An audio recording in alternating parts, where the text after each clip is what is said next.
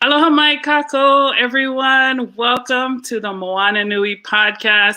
We are so excited to have and present this wonderful panel tonight. We have a great group of guests with us tonight to talk about the topic of code switching and being a person of color in the corporate world. Tonight, we are joined by our wonderful guest moderator, Bar Fox. And I'm always, as always, joined by my wonderful co-host, Dana. Hello, everyone. As a quick introduction for those that may or may not know me, I am Dana.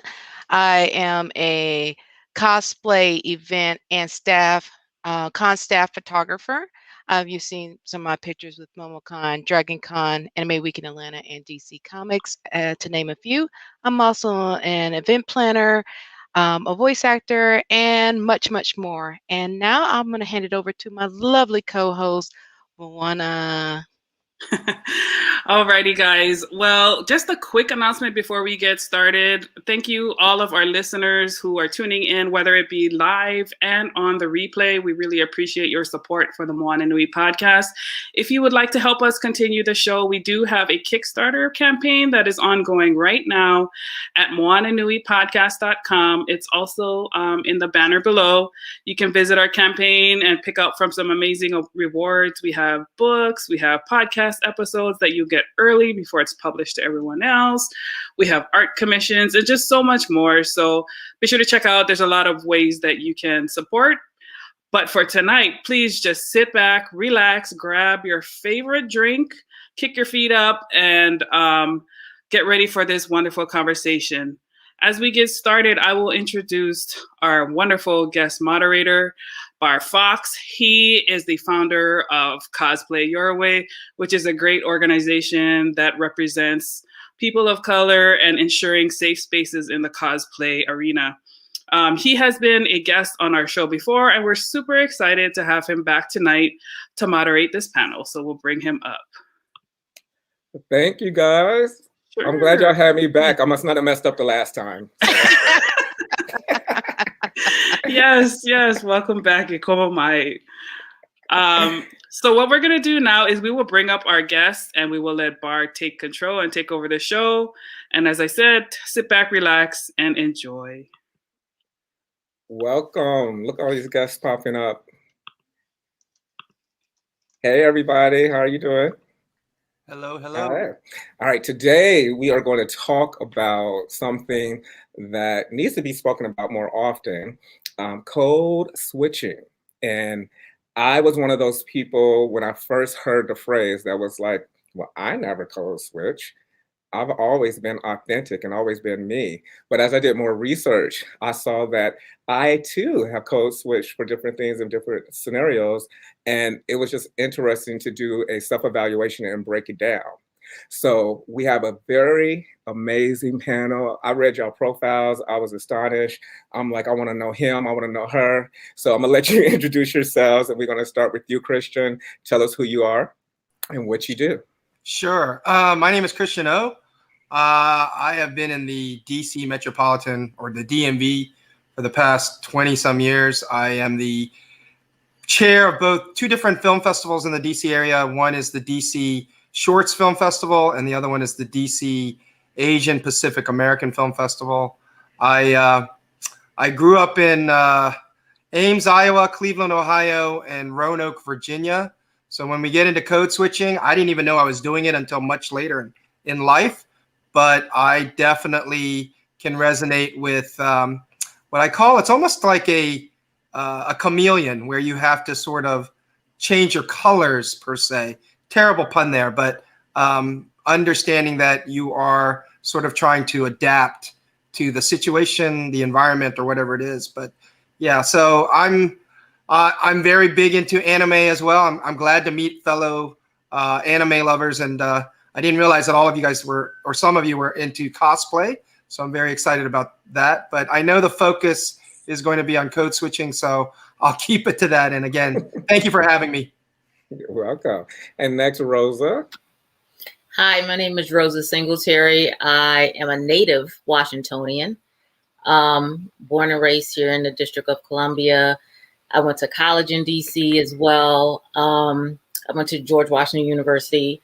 I'm an engineer by trade, and I still do systems engineering, meaning basically I sit around and advise other people on how they should manage their programs and what they should do.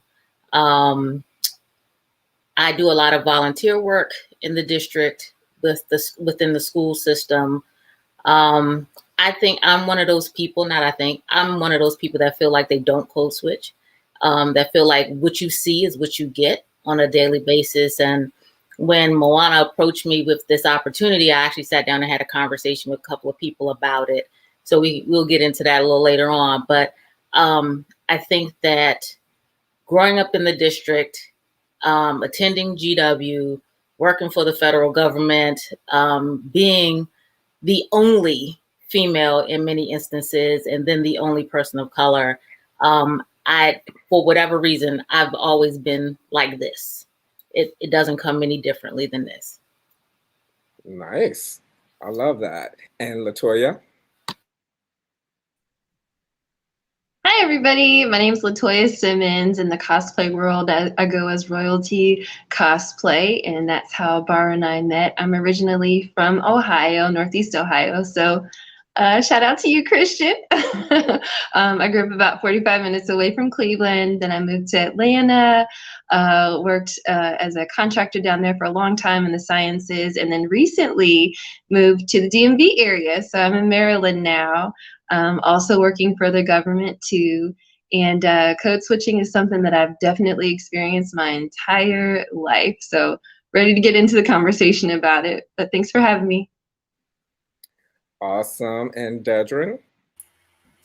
Howdy, y'all. My name is Dedrin Sneed here in Atlanta, Georgia, originally from Snow Hill, North Carolina. And for me, I've been an economist by trade for some time, worked for the American Chamber of Commerce and Major League Baseball in Beijing.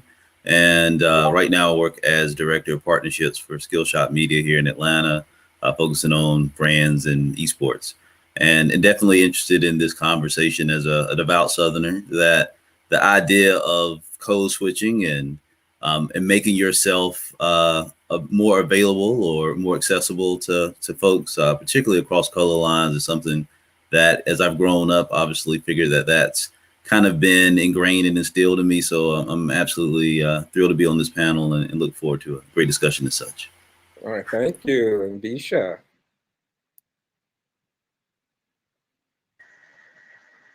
Hello, hi everyone. I am Visha Pawahi Souza.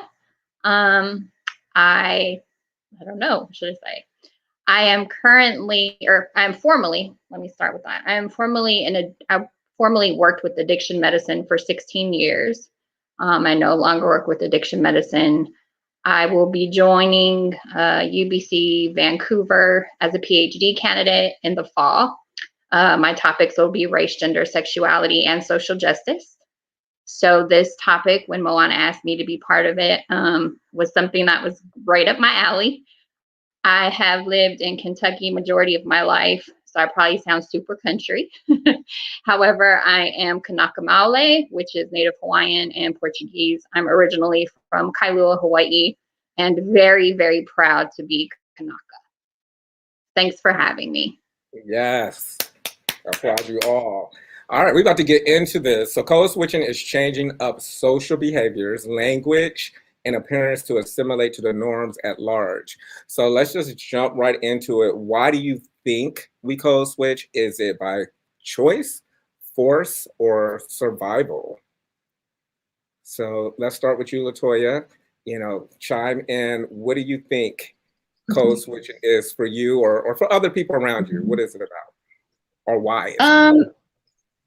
For me, code switching has to do with all three things that you just mentioned. Survival, it is partly fitting in some cases it's a choice, and in some cases if you want to move ahead in certain arenas or you want to be accepted in certain groups, it's really not an option. It's sort of the norm or sort of the unspoken mandatory rule. But for code switching for me is in some cases like sounding one way in one situation, whether it's around the people that you're comfortable with, like family or friends, and then also in another situation such as a work environment or a professional environment, sounding or speaking or behaving, even body language wise, another way in order to be accepted and in order to try to move forward, whether it's conversations forward or your career forward. Okay. That's what it is to me, at least. That's what it is to you. Okay, so Rosa, yeah. I love that you said you just don't code switch, but do you see it? Do you notice it when you are around people? Are you like, oh God, here comes somebody just switching up who they are? You don't even notice it? When other people do it? Yes, when other people do it. I think because a lot of my interactions with people are very compartmented in their space. So there are people at work, there are people in social environments, and they don't necessarily mix. So what I see let's say at work, because I have social interactions with people that I work with, right? So that is part of my normal daily rhythm that helps me in my place and with a level of authenticity. And I think the honesty that comes with it gets people a little more comfortable with who I am. So I from time to time see them do it. Yeah. I'll see where folks are just not like, we just had a conversation. Like, where's this voice coming from? Like, what are you doing? Or they'll just be like, oh, well, I can't talk like that around whomever. And I'm like, why? Like, we just had this whole conversation and watch me break it down for you, because this is what they're going to get from me. So I think part of my journey has just been that I have been fortunate enough to be in places and in situations that have allowed me to be just me. Mm-hmm. And, you know, when I meet people in social settings, I'm always like this, like how I'm talking to you all, how I'm always like this. So whether I'm always on or what it is, but it's not an exhausting thing. Right. So I heard code switching the first time when someone told me, oh, my daughter does this at school and she's so exhausted by the end of the day in these interactions. And I'm like, wow, that's sad. Like, what is really going on that she feels like she can't be who she really is? Like, you have to put all of this energy into being somebody that you're not. And I personally think that hinders some of these authentic relationships that could naturally happen, especially in the workplace. So we do have to make ourselves available in that sense that we're just authentic. And it's just, I've, like I said, I'm fortunate that I've been in just very embracing places, even in the federal government, where people were just like, oh, you know, that's Rosa. Here she is, you know. And when people first meet me, they'll just be like, oh, here's trouble. And I was like, wait, y'all just met me. Like, I'm confused. How did I get to be trouble all like that? But it's just this air and this persona that I can't describe. It just comes with who I am. So that's, yeah. That's absolutely beautiful when you can just walk your walk and people allow you to do that and they agree with that, or if they don't agree with that, they leave you alone. It's just a wonderful thing. Right. And I'm not going to say that everybody agrees with it, right? So some people love it and some people don't. So it's just a matter of how you operate in that space with the people that don't. And a lot of times it's because they feel a kind of way about me. Mm-hmm. So what I love about this panel is that we have some people that are really in corporate, and when we have a lot of creatives, and a lot of times, because I work in a creative field as well, so we kind of have a little leniency sometimes, but we also end up code switching or changing ourselves up as we rise higher in our careers or have to meet with executives depending on what we're doing. So Christian, my question for you is, do you or have you code switched? And when did you recognize that you were? And what situations caused you to code switch? That's a great question, but let me piggyback off of something that Rosa said, because first of all, I commend her and I'm jealous that she's been able to be her natural self. But here's the problem, and here's the issue. What is your natural self if it's a product of your environment? So let me give you a little bit of insight within my upbringing. My father brought us to Ames, Iowa. He did not speak any English, and he was the only Asian at a doctoral program at Iowa State University. So the only Asian in an all-white university, and let's face it, even they were trying to bring international students because they wanted the money, but more importantly, they're like, oh, we need to be diverse. So the first Asian student that they bring for their doctoral program is from South Korea. So my father got ridiculed. He got picked on by not just you would think graduate students would be a bit more, I would say, elevated, but they're not, because they see racial differences. And so he had a lot of bad experiences there. And so he, in turn, told me growing up, okay, Christian, you are not going to speak Korean in the house. You're going to learn perfect English, because I don't want anyone ever to make fun of your accent. That was the code that he sort of forced on me. And that's not because I'm Asian, obviously, but that's not my code, right? My real code would be to be Asian. But he's like, no, I don't want you to, I want you to talk with a perfect accent. I never want anyone to make fun of you. So we didn't make a better environment. We moved from Ames, Iowa to Cleveland, Ohio. And again, I was the only Asian kid in a class of 500 students. And then from there, and let's face it, predominantly African-American class, right? Very few whites. It was all black. Then I moved to Roanoke, Virginia. And that was when my formative years, my junior school and high school. And I had no Asian friends. It was either black kids on one side of the cafeteria, white kids on the other side of the cafeteria. And I had friends that were both. So my friend D Houston, I still remember his name, and Duke Smith, a white guy, they never wanted to sit together. So when I came into lunch, it's like Duke would raise his hand, like, come over here. D would be like, come over here. I was like, which way do I go today? And so my code was never unique. I had to either adapt to one side or the other. And I think, to answer your question, because I wanted to give you the background, but I've been in, not just in the nonprofit sector, that's my Superman, but my Clark Kent, I've been in the government for 15 years at the State Department. And then I got into IT. I worked for a cloud company. And again, depending upon which groups in the government, the State Department, again, it was predominantly white. There were pockets of diversity. And because I had been raised both in a black environment and a white environment, I didn't know I was doing it, instinctively, but I was. And it was like, it became so comfortable for me to code switch. It just felt natural, because if I was with black employees, and I hate to use the term, but I would act more black. If I was with white employees, I would, change my cadence, my words to fit that, because it's how they perceive you, right? Because I'm Asian and there were no other Asians to hang out with. They perceive you one way or the other. And then when I got into, currently I'm a principal technical trainer, and I train people every day on IT stuff. But my company, as much as they say they are diverse and all this, there are very few Asians in that company.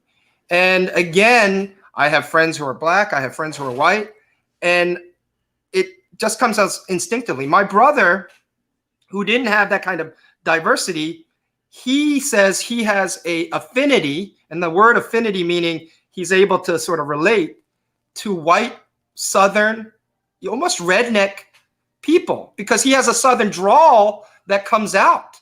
Every time I hear him, he'll be talking to white friends, and it's like, wait a minute, that sounds very Southern. I've lost a lot of that. It'll come out every once in a while. You'll hear me say guitar instead of guitar, or you'll hear me say, drawer instead of drawer.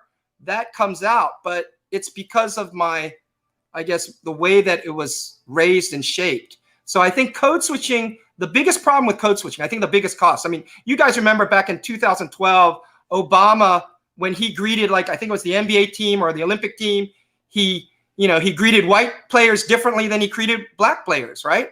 And then Key and Peele decided to make an SNL video about that just because of the way he was code switching automatically. And that happened. So, but I think the biggest cost of code switching is, who are you really? And that's why I really commend Rosa and I admire Rosa. I wish I could be, but I don't even know who that is because I didn't grow up Asian. I didn't grow up around Asians. I don't even speak Korean well or write it well. So who am I really? I'm a product of my environment, and that code is still sort of, what's the word? Sort of superfluous. It's sort of fuzzy because it doesn't adhere to one code or the other. And I hope that makes sense. Yeah, that actually makes a lot of sense. And it segue into my next statement or question. And Visha, I'll ask you, do you think that code switching is a skill set and can be taught as such?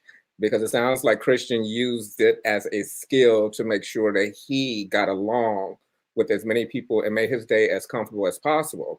But where do we draw the line with that's who you are, or somebody watching you from the other side and saying, oh, he's so phony because he was just rolling with us this day and now he's with them? So what's your thoughts on that, about it being a skill set, or is it something that is innate, or can we hone it for good?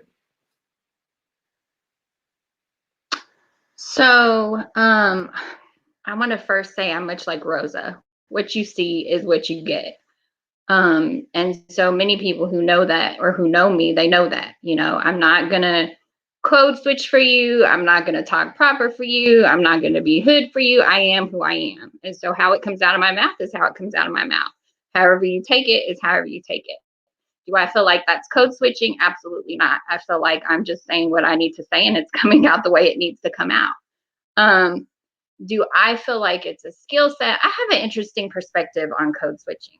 So for me, growing up in the Midwest, everything has been on binary terms. So very black and white terms. Very rarely do people from Polynesia or oceanic populations ever get included into conversations like this. And when we do, like Christian said, it's usually from an AAPI perspective. So they want to group us with Asian Americans, and so we become something that isn't its own entity.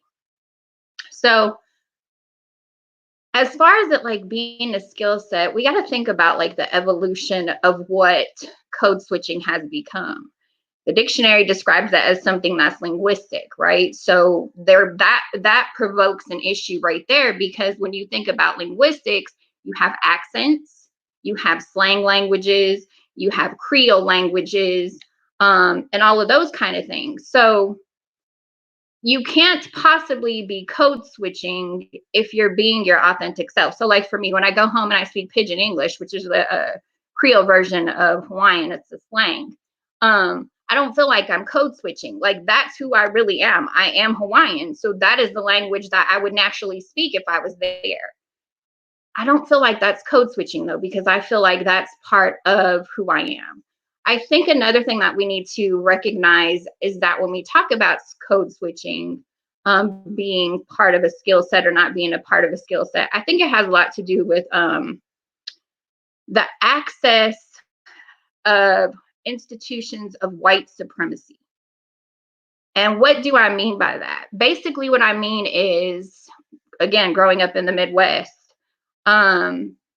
looking at things from a black-white perspective, everybody is pushed into this narrative of being influenced by institutions of white supremacy. So institutions that have created barriers for Black and Brown indigenous people.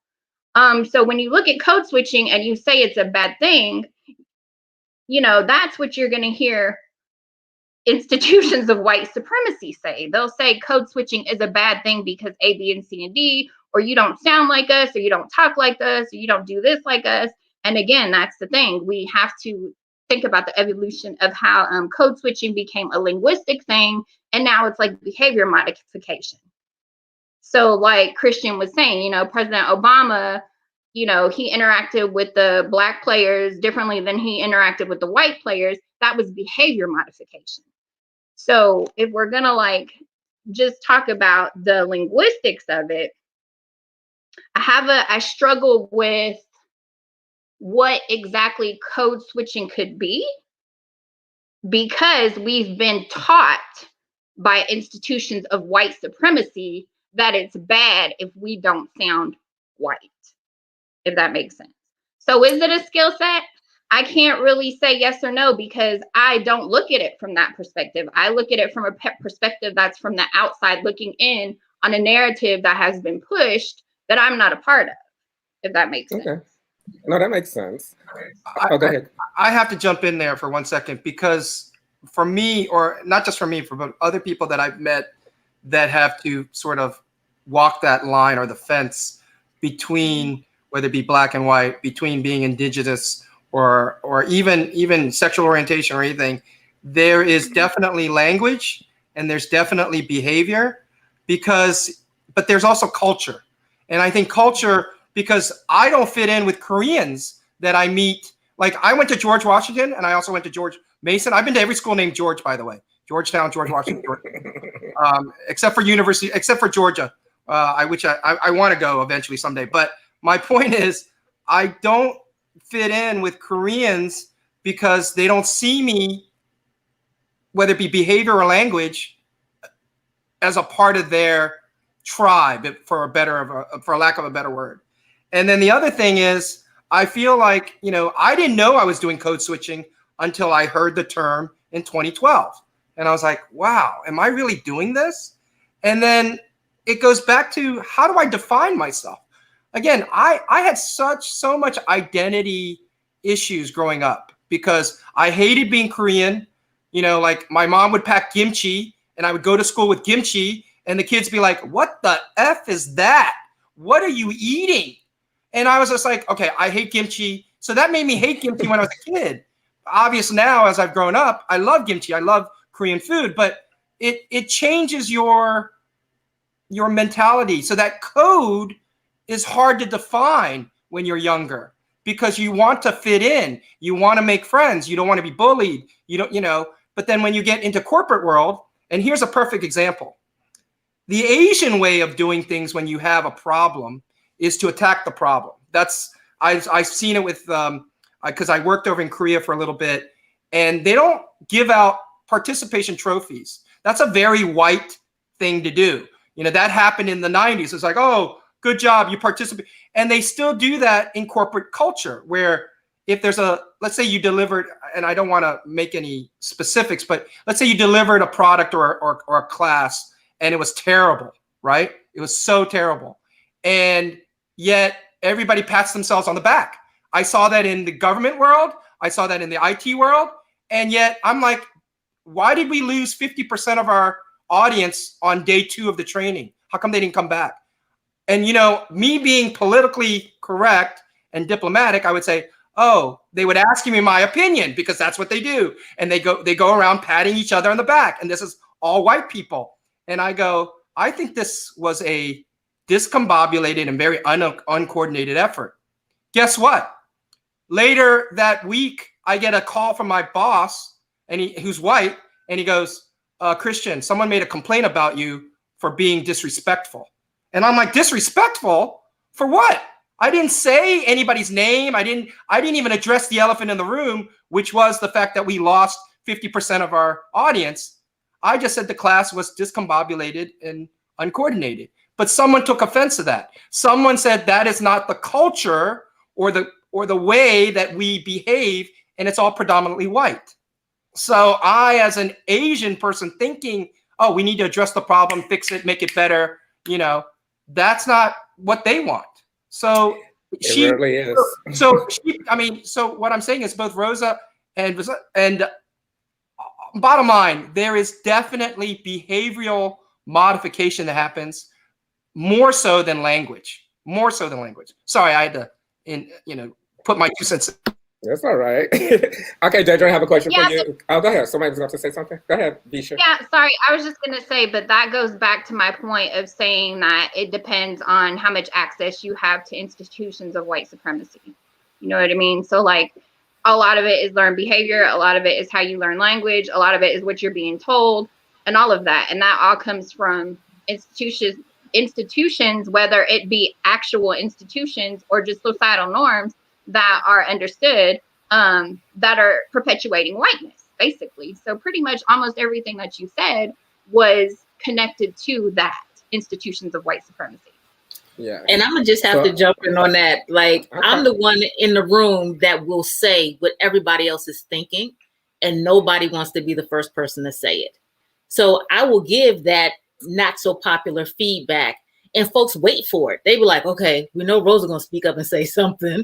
So we all know it wasn't good, but nobody wants to say that. Like, it's like they're afraid of whomever, these repercussions, but for whatever reason, I wouldn't have gotten a call from the boss. Like, they weren't gonna say nothing to me.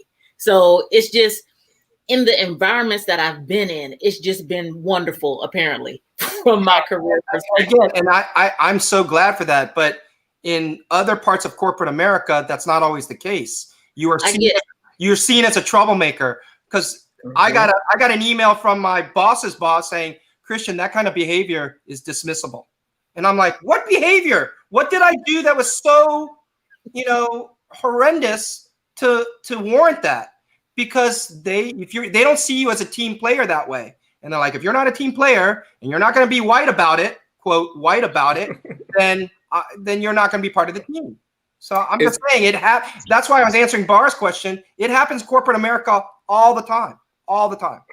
Yeah, I was going to say, Rosa, I'm on your team. I'm that person in the room that says stuff and everybody wait for Bar to say it. What happens with me usually, though, because I'm considered an influencer at work, those first year, 2 years, they love it. But when I go against what they like or what they want, then I get titled a problem. I'm pushing people. I'm demotivating. So it just switches on me. And it's been like that. And I've been looking at myself trying to figure out what I need to do, because as I realized in the beginning of my career, I did code switch for some things. I didn't code switch my personality and my culture. So I still ended up being a target. But I want to ask you, Dedrin, I'm getting your name right, Dedrin. I want to ask you, because somebody asked the question, when you found out you did code switch, or you recognized that you were practicing code switching, did you stop or did you continue to do it because it was working for you? That's a good question. I want to just preface that by saying, for me, I felt like the opportunity to code switch was never an inherent choice that I could make. I felt like the culture and the places that I wanted to go or have access had already predetermined what I was before I tried to code switch or not. Right, especially when I got more into higher education and into the corporate culture, I felt like there was no switch that I could flip that was going to get me to this place. The only thing that was either going to get it was either hard work or dumb luck that was going to kind of get me from one place to the other. That said, the way that I grew up, particularly here in the South, and I think it was obviously said earlier that it was extremely binary. It was literally black and white. Right, it's the same establishments, the same places that our parents and our grandparents and great grandparents, they're the same stores. They couldn't go in the front door. I'm walking in the front door as a kid, right? And now I'm trying to have that same conversation. But again, I don't think there was any, use of bilabial fricates or whatever you want to say from a linguistic standpoint that was going to make them see me any different. I could not speak English good enough. I couldn't have enough money in my pocket. I could not change, I could not be the thing that was going to really make me as accepted as I would have wanted to be, or empowered to do the things that I felt like I really could do. So I felt like for a lot of my situations that the code was already predetermined, right? It was just how could I react to how I was being treated. But I definitely understand that there's opportunities for me to use that ability or use what I think is a different persona. I think it is a skill set. I think part of it is cultural, particularly in the South, where, you know, we say and have great manners, even when we don't mean it, right? Even we want the conversation to go a certain way. We want you to feel a certain way. We want to be on your side, even if it's just to end the conversation so we can go and say something behind your back. We want to go ahead and just have that set there. And I think that code switching works in a bit in that sense.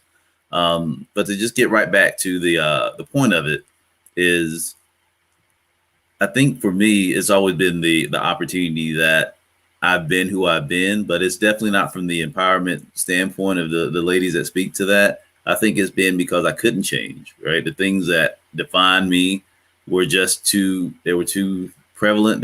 They spoke for me before I could speak. Particularly looking at the things that I'm into, which is mainly geek culture, which is technology, things that culturally, when I was growing up, it defined you well past, you know, being black or being white, being rich or being poor. You were just a nerd, or you were just that geek. You were that guy or that gal or that person that, you know, you were too much of an outlier for us to even worry about trying to quantify you or we want you to go. So you're over there. So for me, a lot of my time simply was just trying to figure out, you know, with how I was being determined by pretty much everybody, how could I get where I wanted to go? I mean, for me, that was education. That was more so embracing the things that people didn't like about me and turning them into my passions and saying, this is who I am.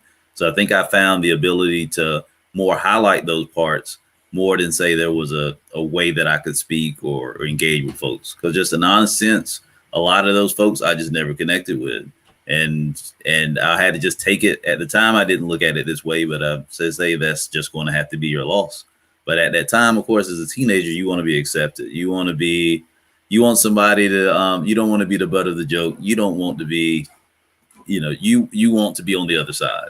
And there's a cost for that. I mean, and I think code switching is not necessarily a cost, but a lot of times it's price of admission. And it's just a way that it's been a survival tactic, particularly for people of color, specifically for where we are in America, because we know when we're talking about it, and it was said again, you know, the institutions that we're talking about code switching towards are normally, you know, heteronormative, Eurocentric, male with money and means. So these are the things that we've just as Americans been taught as this is where you should be going. And if you're not going in that way, then you need to adjust yourself accordingly. And I think that that's not right. But I think that inherently, because we need money to survive, we need jobs, we need to go to good schools. And we know the institutions have been very specific to make that not accessible to folks, particularly folks of color and marginalized opportunities and voices, that we do code switch, whether that's active, passive, or indifferently. That's just kind of the way that we've been handed our opportunity to converse, frankly, in the face of oppression.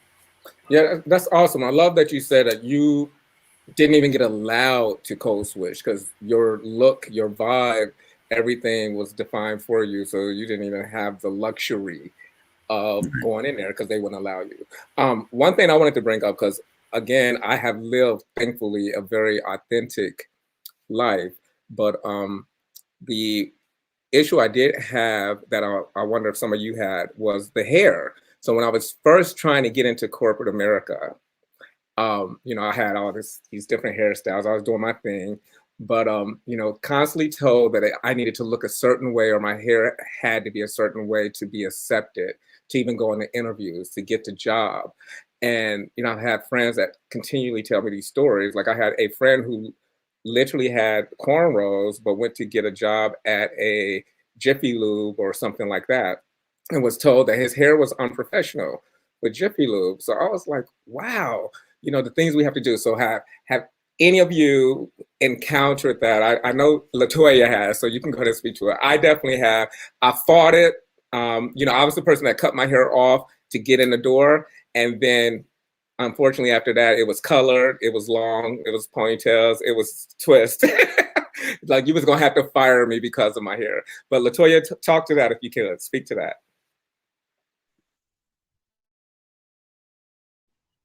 Sorry.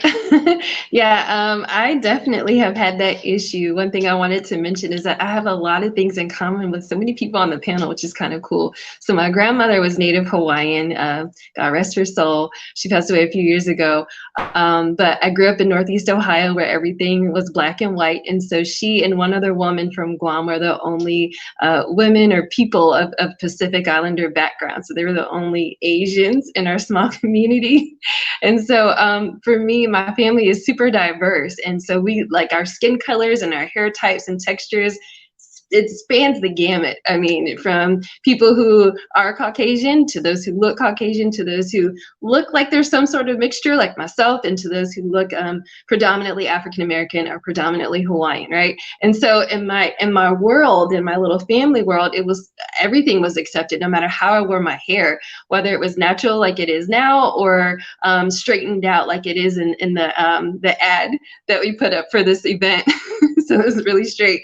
But for me, I just, as a young person, people would just always, especially growing up in Northeast Ohio and everything being black and white, but myself being a mixture of different cultures, people would just always gawk and stare and be like, oh, what is she mixed with? She looked black, but she looked like she mixed with something else. So her daddy must be white. And I'm like, no, my dad's part Hawaiian. And yeah, but anyway, so I felt like I always had to deal with that. And even going to a private school, which was predominantly white, I did always have to deal with that, but I didn't mind. It wasn't until I got to the workforce that I started to mind, because people would treat me differently based on how my hair was for interviews. So I learned that if I'm going to an interview, and this is, I guess that you can call this code switching with my hair. If I'm going to an interview and I'm going to be interviewed by someone who is of European descent or Caucasian, I should probably wear my hair straight, right? And I've actually ran experiments with a number of different interviews to see if I wear my hair straight versus if I wear my hair like this. It's interesting how the questions shift and change, how body language even towards me shifts and change. So it changes, and it's sad. And I'm like, man, this is really a thing. Like I get more better or improved job opportunities when my hair is straight. And when I talk with more of a European or more of American dialect, right? When I speak that way. But then if my hair is like this, then it's like people don't take me seriously in terms of the interview. So definitely I've done what you've done, Bar, which is when I go to the interview and when I start many of the jobs that I've been in the past, which are more in the corporate and even federal realm, I straighten my hair, right? Which is so sad, but it's just like, I do that because I'm like, okay, let me show them that I can speak their language. And then after a couple weeks or so, I just wash my hair and then this happens. And then they're like, how did you do that to your hair? And I'm like, this is how I am naturally. Meet me, regular me, right? And so, like, I even had a supervisor one time who had a problem with once my hair was like this, because he interviewed me when my hair was straight. And once my hair was curly like this, he actually, in front of a team, yeah, we were in a team meeting. This man said, I wish you would put as much effort in your work as you do in all those curls you put in your hair every morning. And I said, sir, first of all, this what happened when my hair gets wet. Okay, that's what happens. It's just water and some gel. Okay, now the color, obviously, that's different, but the texture, this is my hair. He felt so stupid because he literally thought I got up every morning and put every curl in my hair. And then to follow up, I asked him, I was like, sir, with all due respect, can you provide me with some concrete examples of where I don't take my work as seriously as my hair? I'm just interested to hear. Face got all red, y'all. But yes, so I definitely typically do that. And if I don't straighten my hair, I'll wear it back. If it's still curly like this, I'll wear it back in a tight bun so they can't really tell. Because sometimes women don't like the length of my hair. I find that to be a thing too, or how it looks or whatever. So yeah, anyway, that's my answer. Yeah. So how did you address this blatant bias in the workplace when your manager or whomever called you out in a meeting? What did you do? Oh, that's I basically what I just shared with you all. That's exactly how the conversation went. So I addressed it head on. Yes, but okay. But speaking the language, my advice would have also been to go to HR. Okay, so this is the thing. In certain situations, though, HR is not helpful. In that particular situation, I was a contractor in a federal environment. And as a contractor, some people may or may not know, as a contractor, we don't have the same protection as a federal employee would be for HR. Now that I am a federal employee, I feel more comfortable going to HR, but I've definitely gotten blackballed and had some issues for doing the same thing that you're welcomed for doing as a contractor, right? For speaking my mind, for standing up for myself, as Christian had mentioned. Some of those same things are viewed as aggressive and negative, and me not being a team player. So as a contractor, I had to navigate very carefully based on some of the things that happened to me, especially with comments regarding my hair. Any kind of, oh, sorry, did I freeze? You did. And it was getting good. It was getting good too. I was all into it. I'm sorry. But yeah, so I had to. I am very interested in maybe, when we're done, just to understand which federal places you have worked at in the past, because I've been a federal staffer and a contractor. So I know that my customer now, they have the same protections for contractors as they do for their staff officers. Wow. So, the whole premise that, folks can be treated one way or the other because they're staff or they're contractor, where I work, at least, does not sit. Like this, where I worked at, that was not a thing. And you have to understand too that that you don't understand, but I want the audience to understand too, that every federal agency is not centered in the DMV area where there's a certain culture here, right? There are federal agencies outside, and they develop their outside of this geographic region. They develop their own cultures internally, and so what goes at your agency may not necessarily be true at another, right? So we could talk about that offline to more specifics and details. But yes, I did not feel safe as a federal contractor to be able to defend myself in that moment because of trouble I had gotten into. Because my experience has been right here in the Washington metropolitan area. That I have been very fortunate. And you have been blessed, because that has not been my experience. So I haven't worked anywhere else. I haven't lived anywhere else. Well, I do want to say, in terms of the people, in terms of the young lady who mentioned that she lives in Kentucky, I actually had the pleasure of living in Kentucky for 8 months and working there also as a contractor. And so even there, even in that environment, in order for me to be in a leadership role that I was placed in by the governor, I did feel the need to code switch, just to be able to show people I can speak your language. Yes, we can work together to solve outbreaks, for example. So I think Christian has had his hand up for a minute. I just wanted to add, I've worked both in DC at the Department of State main building, and then I've worked in Roslyn, Virginia, and I also worked in Goldbug, Kentucky, if you know where that is. It's right near the home of Kentucky Fried Chicken. I've worked there, and you're right. I had to switch. And it was inherent, meaning of like, I didn't think about switching. It did it naturally. And the other thing is, being in the State Department for 15 years as a contractor, when your branch chief will protect you and defend you to a point, but then when he starts getting ready to retire, his powers tend to dwindle and you don't get that protection anymore. So I ended up getting our contract, unfortunately, bellied up after 15 years. And so I was out of a job and I was miserable for a year because I had a specialized skill set specific for the State Department. Now, state governments, I've worked with them before. That's a little different. County governments, local city governments, all different. But yeah, no government agency is the same way. And so, Rosa, again, I envy you and I applaud you. I do. So.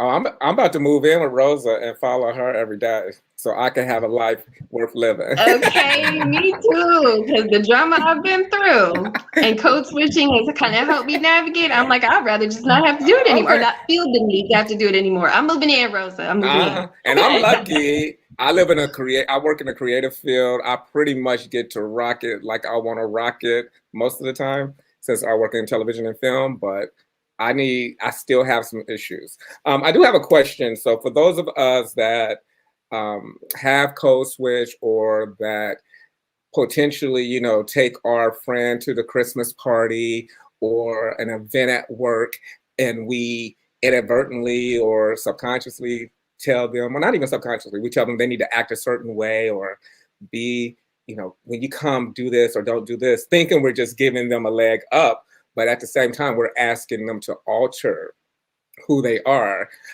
Has code switching affected anyone in your immediate circle, like your friends and your family, and caused somebody to want to distance themselves from you because they're like, you're not the same when you're with me, when you are with these people or this job?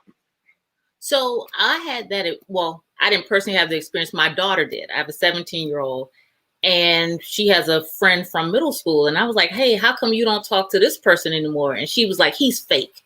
I said, what do you mean? What's going on? She was like, he acts all different when he's around other people, and it's just fake. He's not even like that. Blah, blah, blah, blah, blah. So the children see it. And what I would say for young people, and it was not in different, it was in different cultural environments. So all of the children with whom he was communicating were all Black, but some were from the hood, maybe. And then others were of a more proper, they had a different upbringing. So he chose to change his vernacular and how he navigated in those two different spaces, instead of just being that one right? Being, because you want to be accepted. And I think that's what I heard from at least 3 of you all, that it was about growing up in this level of acceptance that you had to figure out how to navigate in these different spaces, versus being able to show up even in your formative years as who you are and being able to fit in, whatever that means for you. I've been fortunate with my children. They don't care. And part of it's because their mama don't care. Like, you don't have to be my friend. Like, we not, I was the group. I was my whole group. Like, I had 6 friends in high school that I'm still friends with to this day. And I could care less about anybody else. And my daughter was the same way. It was this group of people just follow her around like little ducklings. And I was like, those are your folks. And she was like, I don't know why they're talking to me. I don't know why, whatever, And my son would isolate himself from whatever. He played sports. He did whatever. He had football friends. He had baseball friends. He had swimming friends. He had track friends. But at the end of the day, he really didn't care. He fit in his own space where he wanted to be. And it's just a lovely thing to see with them, that they can just be whoever they are. My son is a soon to be 21-year-old who loves anime. How many Black boys that love anime in DC? Right? So, he just has there's a whole lot of them in Atlanta. Well, I said, I know. So he just developed this love and is not ashamed of it. He would walk around with like a Captain America backpack. He had a Yogi, a Pokemon backpack, and just him, right? In high school. Like, and he's just like, oh, this is just me. I just do what I want. I'm just comfortable in my skin and in my space. And I think for our young people, because I saw a question about what would we tell our young people, you have to be comfortable with who you are. And if we're not raising our children to be comfortable with who they are, then they're going to go through these things growing up, trying to fit in and figure out where they're supposed to be and who they're supposed to be with. But you just have to be comfortable in your skin. That's true. Visha, go ahead, Christian. I didn't mean to interrupt Visha, but Rosa, I totally agree with you. I think for me, now that I've reached a major age milestone, I am comfortable with who I am. You get what you get. And, if I subconsciously am code switching, that's because as any animal or anything that's instinctive, you just do it because, it's not like I think about it and then do it. It just comes out. It's like learning a dance move. It's like learning, how to navigate. So I don't have any kids, but I have a lot of niece and nephews, and many of them are biracial. I have a niece and nephew who's half Black, quarter black, quarter white, half Korean.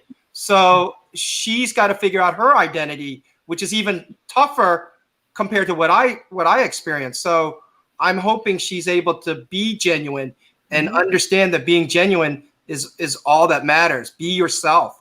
One other thing that I want to just piggyback off of Latoya, what I had back growing up, okay, you guys didn't see my hair, but my hair, I used to have very kinked hair because I was one of the Asian guys that had very curly hair. And I always had a hard time trying to make it straight. And even I tried to pay my mom, say, Mom, can you please take me to a place that can straighten my hair? And then I had my black friends tell me, oh, you can go down to this barber. They'll use, lye and stuff and they'll straighten it right out for you. And I'm like, what? Okay. And I didn't go that far, but I was like, all right, I've got to sort of adapt to what people want in the workplace. Like you said, I remember starting out in sales and they're like, your hair has got to be, you got to either get a buzz cut or you need to straighten it. And I was like, really? Why? It's like, it's not professional looking was the biggest terminology that they would always say to me. So I just wanted to let you know, I had a harder time as well. And then when I grew my hair out and I had a mullet, so again, this is going to date me, in Southern Virginia, that was acceptable amongst the white establishments that I worked at, which is so crazy. So again, I understand the trials and tribulations with managing hair. So sorry, Vidusha, I didn't mean to interrupt. That's all right. We're having a real good conversation. You guys are speaking from the heart. What I want to ask Visha, though, is because you just have such a strong presence, and I love it, just even looking on the screen. And I can see you would be someone that you come in a room, I'll say, she has something to say, let me listen, let me follow her. Since you walk to the beat of your own drum and you advocate for so many people, as we stated before, because as Rosa said, as a mentor or somebody that's living life, what would you recommend for people who are thinking about trying to navigate their life and considering code switching or not code switching, because you don't do it? So were you born this way? Did something happen for you to say, I'm not going to be that person?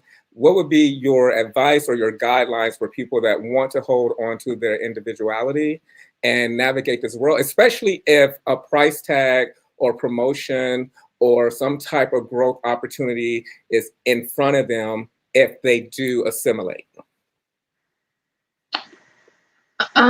So what I would tell somebody is kind of what Rosa said, right? So to just be yourself. But at the end of the day, how anybody, whether they're corporate, because I done taught cash money to corporate several times, administrators and everything, and I wish they would. But that's it, right? So you have to know your worth. And you have to know that if your mother did not speak to you like that, then these people up in corporate America or wherever does not get the privilege to talk to you any kind of way. Your mama didn't talk to you, your grandma didn't talk to you, or whoever raised you did not talk to you. So don't put so much influence on, I need this job, because if they're going to disrespect you, when you're a little man on the totem pole, think about what they would do to you if you became more elevated in corporate America. Yeah, they want to rub shoulders, but like it was mentioned before, it's that backhanded acceptance. Or, oh yeah, I remember when she was this and I remember when she was that, and now she's up here. And then they want to say all kind of things about you from when you was, a little man on totem pole. But yeah, I mean, like, that's my thing. Is just, you can't let people talk to you any kind of way, and just to be yourself. But to give a little context about things, my father's military. So my parents are Hawaiian, Portuguese. My father's Portuguese. My mother's Hawaiian, Okinawan. And so they were born and raised. I had come from an extremely large family. There's over 100 of us. So I didn't grow up in Hawaii. My dad was military, so I traveled all over the world. And so the majority of my friends were Black. It's always been like that. Not to say that I don't have white friends, because I have plenty of white friends, but the majority of my friends are Black. And so through all of my education, I did a minor in African American studies and started to understand like why I feel so connected to the African culture, or African American culture, is because, Polynesians are African innately 60,000 years ago.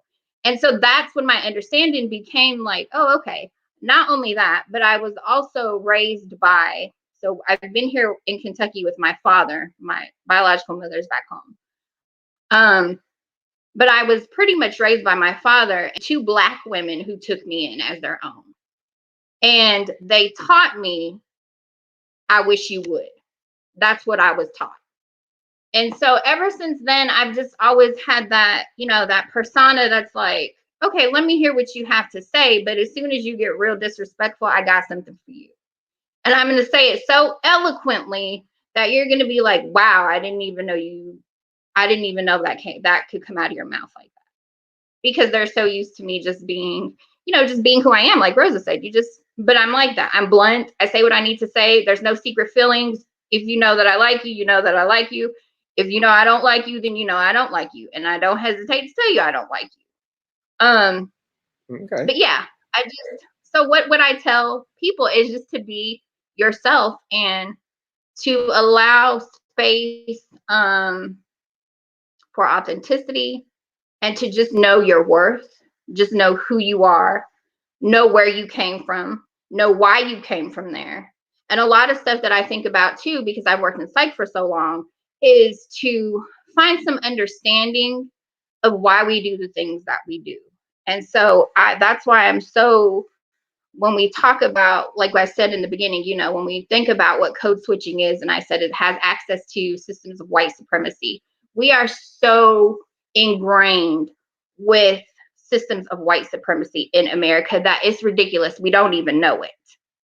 And so I think code switching has a lot to do with the access that Black, Brown, and indigenous people have to deal with, or not deal with if they choose not to. Again, it's that binary for me. I don't live in that binary. So I can't speak from a Black person's perspective. I can't speak from a white person's perspective. I can only speak from mine. Understood. So that takes me to Diasporan, because, which I love that you said you didn't get a chance to even hide. You didn't get a chance to really do the code switching. So from the standpoint of an unapologetically Black man walking in a room and you have to be who you are because we've already placed thoughts and expectations on you, what would your advice be to someone hoping to maintain their individuality? And at the same time, as I asked Visha, if something's ahead of you, like a promotion, or you can get this job if you start speaking like this, or you can get this position if you cut your hair, what is your advice to someone who is contemplating those moves to get ahead? That's a great question. I think it goes to just something else that Visha said, of knowing your worth, but not only the worth of yourself, but the worth of the people who work around you, who will come behind you, and what you can gain, or what's the elevation to where you're trying to get. I think of someone of, say, Obama, right? So I heard a lot about him code switching, and the idea of where he had to get to the presidency. I'm sure, at some point in some time that he had to have some type of moment of truth like this. But I think also just for someone like myself, I think that it's a sense of, if I've got to do this to work with you, to be with you, then you're not deserving of my time and talent. And it's something that we have to have some type of accord. We have to have some type of conversation, or I have to find something else to do. And I've been there. I mean, in my corporate life, that there was to a point, you get to a point of stratification where, especially as just frankly speaking, as a Black man, or as any person that is trying to work in corporate America, you're probably going to be one of, right? You're going to find yourself that you're the one. And a lot of times you're reminded that you're the one, no matter how much, no matter if it says vice president, If it says president, it says COO, you're going to be reminded that you're the one. And whenever it's any type of initiative, any type of program, any type of process, they point at you and say, see, there's our one. And I've had mentors that have made that choice and have told me that's what it is, right? You know, there's a cost to get to this other side. Then it's something that whether or not you can sleep with that at night, you know, some people can sleep with a pile of money and some success and some nice cars, and that's what they want. But some people need a good night's sleep, and I need a good night's sleep. And my thing is, again, all corporate structures not like that, but it's the idea that a majority of it is. And for you to give of yourself, you should be giving value through your authenticity into who you are from your culture and your perspective. That should be seen as an asset, not as a liability. So if you're going to a place that you're going to put your time, especially from a corporate standpoint, because that's the whole benefit of a corporate opportunity, right? Is you're trading your time for a fixed item at the end of that time. You put in 30 years for that gold watch, right? That's how I was born, and that's how I was raised to that. But when I seen all these people do all these things, they still don't get their gold watch, right? They'll 28 years in, they'll cut you right on off, and you'll be gone. You'll get your part, and you have to ask yourself, was it worth it? And I feel like that's the part I see a lot of empowerment, particularly in younger people now that already come up and, you know, come to corporate with this understanding and this interpretation of this is who I am. And I think that corporate America is realizing to retain talent, to grow and develop, and at the end of the day, make money, that they have to break down this idea of that we have to have something be corporate, right? I remember these same things about doctors that had tattoos, right? It seemed like that was something when I was vaguely contemplating medical school, and there was no way I was going to do it. But the idea of people saying like they had to cover their sleeves and things to go to class, and this idea of like that doesn't in no way, shape, or form affect your ability to, you know, to perform. Like if you were on your deathbed, you wouldn't say, give me the doctor with no tattoos, right? You say, give me the best doctor, right? You wouldn't ask these other points, these other questions. But we see in a corporate standpoint, it's just so ingrained and so ingratiated that there's this standard. There's this unwritten contract or agreement that if you talk to me this way, you act this way, you dress this way, then you're going to get something for it. And it's just a ruse at the end of the day. We all know it is, but it's the idea that we want to know what's behind door number 2. And it's the idea of watch the valuation of turning that doorknob. And for me, as best as I can. And again, for my thing is if it's good for me, it's got to be great for somebody else. And if it's not great for me and my people and the folks that I want to represent, then it's just a no thank you. And just have to find something else. All right, very well said. You brought up a point that I wanted to get to next. I've talked to a few people who actively code switch. We're just going to go ahead and give it a tag, and they're so taxed. They're so tired. And the point that you brought up about coming home and being able to sleep and be at peace and coming home and it's a sanctuary is a very important point, because what they are losing and the price they're paying to try to assimilate is really causing them harm, making them sick, making them angry, or mistreat the people in their lives that really matter as they continually try to be this other person for these other people, for the peanut gallery. So, you know, I wanted to know, do you guys know someone like that?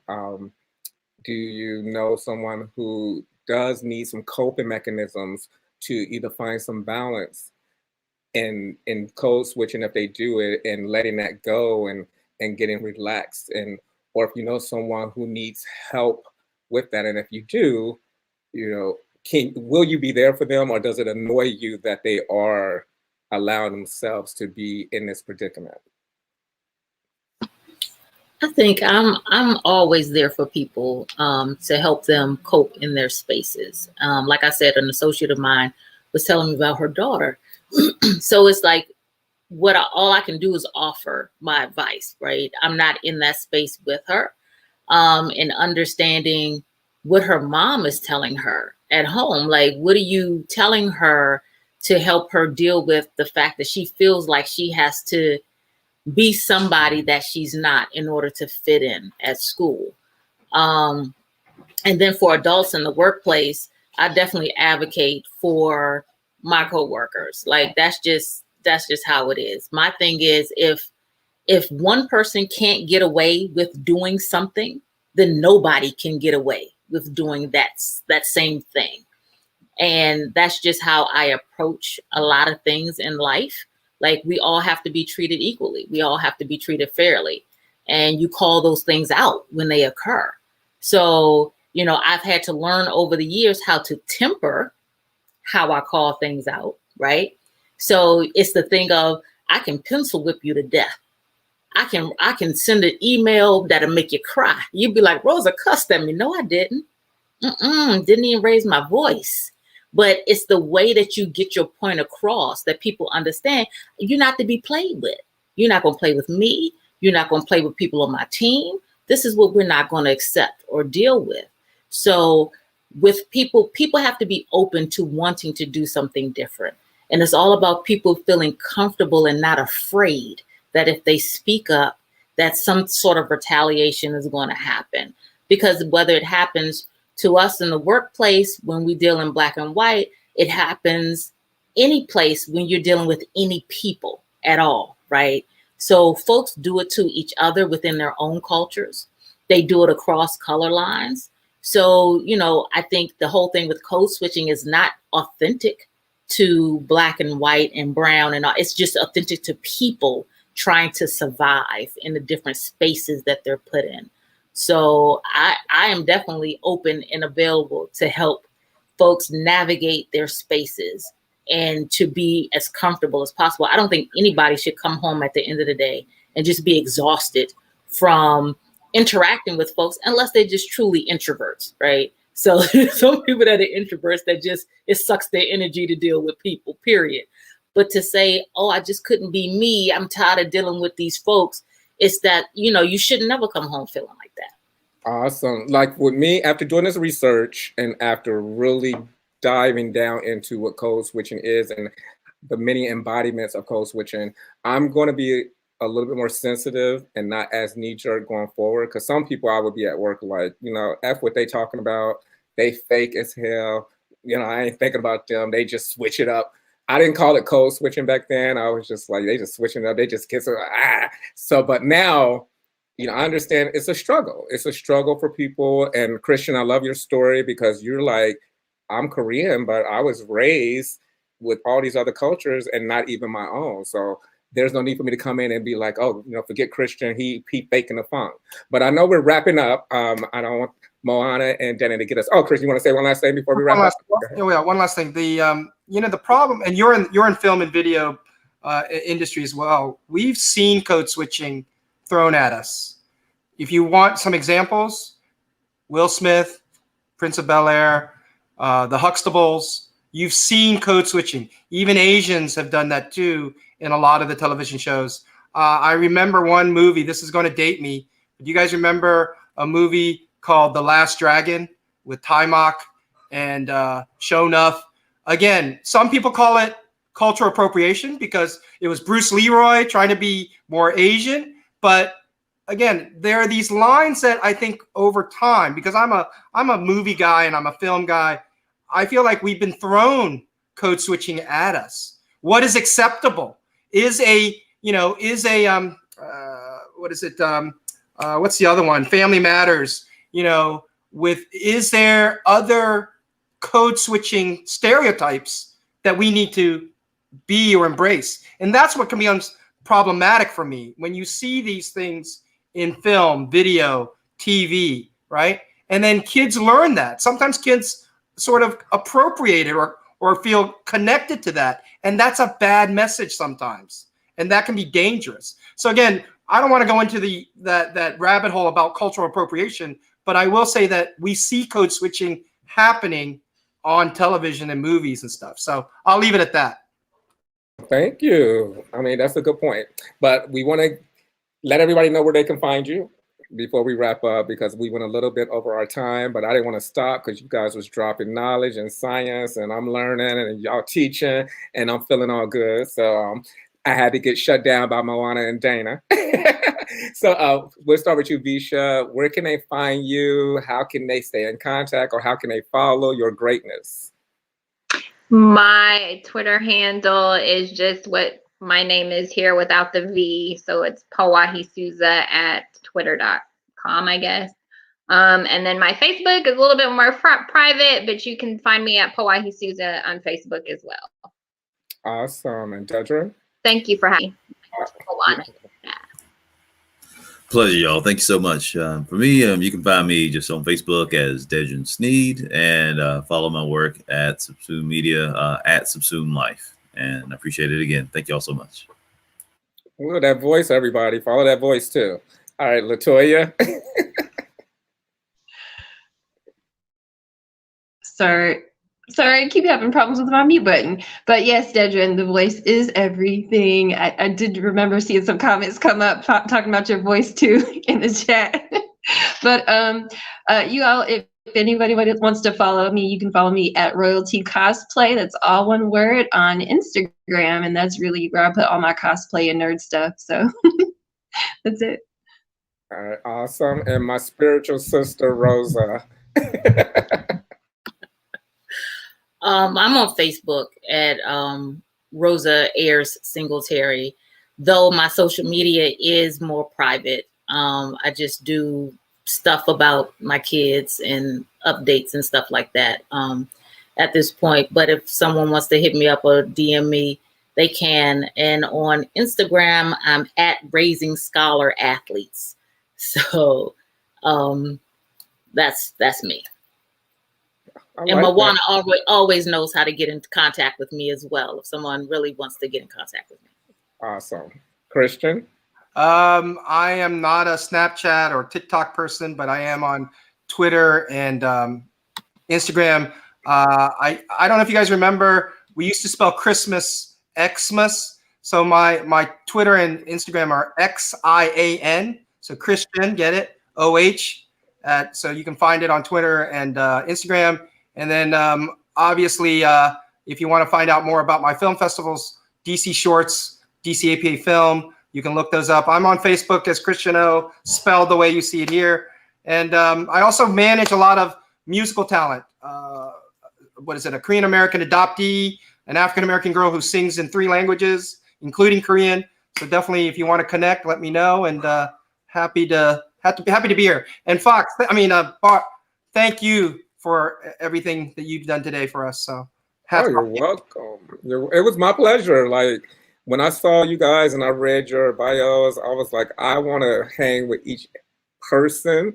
Luckily, I know Latoya and Dedra already. They stuck with me, so I don't know if they can shake me. They never can. But I would love to meet the rest of you in person. And for me, you can find me on all social media at BarFox. That's 2 R's, 2 X's. And we are going to be out, guys. This was a wonderful conversation, and I appreciate it. And thank you. Right. Thank you. Bye. Mahalo.